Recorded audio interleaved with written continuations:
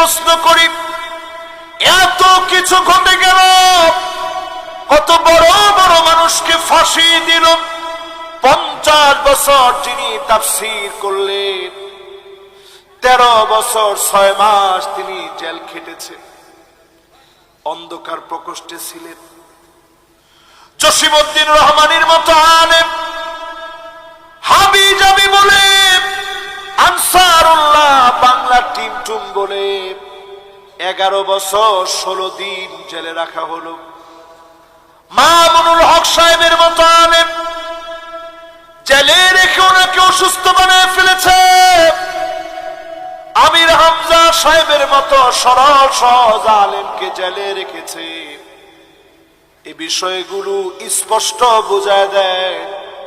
এরপরেও যারা বলে আগে ঠিক ছিল, আগে ভালো ছিল, শাপলা চত্বরে আলেমদেরকে মেরে রক্তাক্ত করে দিয়ে যারা পার্লামেন্টে দাঁত কেনা বলতে পারে কিছুই হয় না, হুজুররা রং মেখে শুয়ে আছে, এরপরেও যদি আপনি মনে করেন তারা ভালো ছিল, আপনি মানুষ হতে পারেন না।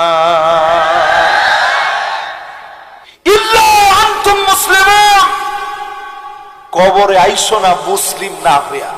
জয় বাংলা বলতে বলতে কবরে যদি আসে, কবরটা তোমার জন্য জয় বাংলা হয়ে যাবে, ঠিক কিনা বলে? রাষ্ট্র যেভাবে জয় বাংলা বলতে মানুষ যা বুঝে, অমুক খাতটা এখন জয় বাংলা হয়ে গেছে মানে শেষ।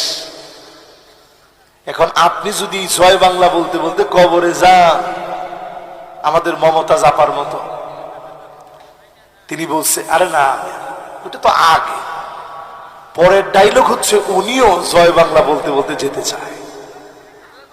আমাদের 70-80 রাকাত তাহাজ্জুদ পড়া ব্যক্তি, তিনিও অন্য সব বাদ দিয়ে জয় বাংলা বলে যেতে চায়, ঠিক কিনা বলে? বুজুর্গরা জয় বাংলা বলতে বলতে যাবেন, এবার জয় বাংলা বলতে বলতে গেলে অবস্থা কি হবে একটু পরে আসতেছে। কোরআনুল কারীমকে আপনি যতটা মহব্বত করেন, আল্লাহ পাকে বিজয়ের ভিতরে বোঝায় দিলেন। ছোট ছোট বাচ্চারা স্লোগান দিয়েছে, উই ওয়ান্ট জাস্টিস, আমরা কি চাই? ন্যায় বিচার। মাশাআল্লাহ, কে বলছে দেখি? একজন লোক বলছে মাশাআল্লাহ, ভাই হাতটা নামা।